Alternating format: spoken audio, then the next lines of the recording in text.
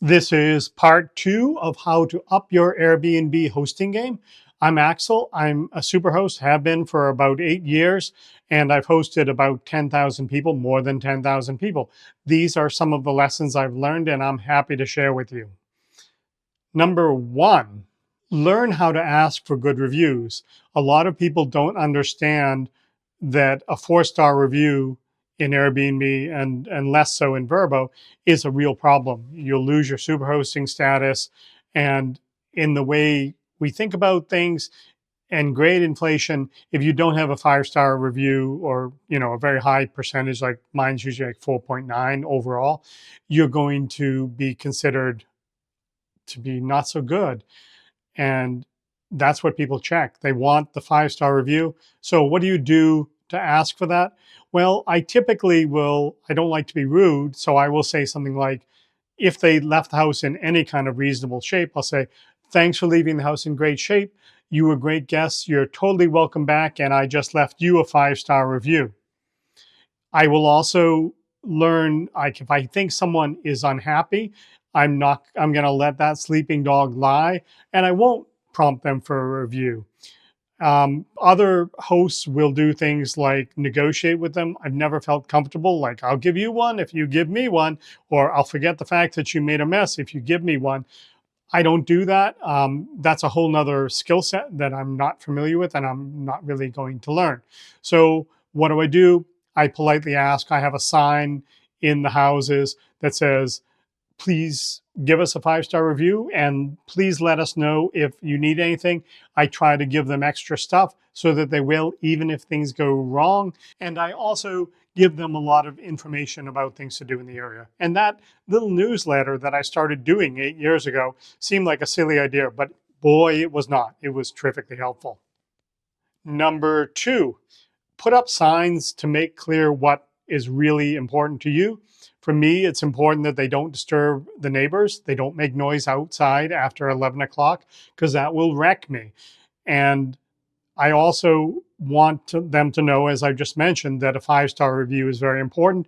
And I want them to reach out to me if there are problems. I do check in with them and make sure they're happy. So clarity is great. Just don't leave all kinds of signs everywhere because that will be a source of humor and annoyance to them.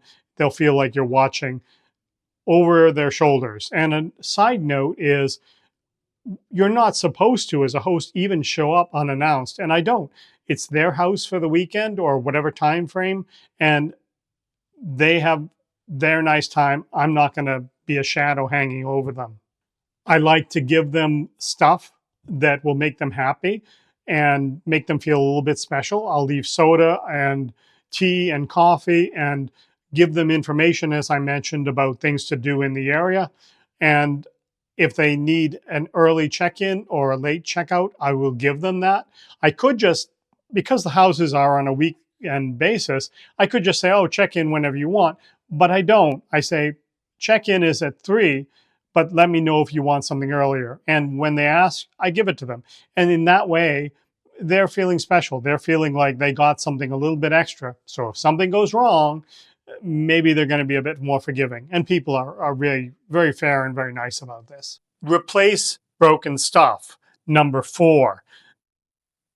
It's not going to fix itself. So if your coffee maker is broken or there's some weird instruction you have to give someone in order to use it, just replace it. It'll save you time and annoyance. I'm very happy. I have a very, very capable manager and she watches out for this kind of stuff. But I'm very happy when I never hear from the people. And if everything is working correctly, then I don't. Think outside the box. I'm particularly proud of this one because a little light bulb went off above my head, as it were, because Airbnb had these people who wanted to book my house. It's a big house, and they wanted to do it at the last minute. And Airbnb, with its algorithm, said they couldn't. They were blocked because Airbnb felt like it was a group of partiers. But they were telling me in the message they were a bunch of 40-year-olds who just had a problem with the place they were staying. It didn't have nearly as many beds as they were promised, so they got out. And to me, I was like, how do I know whether they're a bunch of 40-year-olds or whether they're a bunch of youngins trying to have a party and sneak in there. And I was like, oh, I can just get in touch with them, because by this time, Airbnb had said, look, we're washing our hands of this. You can go and make whatever deal you want with them, which was good of them. And I said, I can go down there, get a check from them and meet them. And if they are what they say, it's all fine. We did. Everyone was happy. They got out of a jam. I made some extra money. Number 6, move quickly.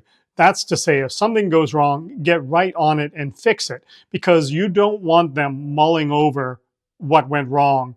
And additionally, if you're going to make it up to them in some way, like give them a refund or something like that, get it to them right away, like Venmo it to them.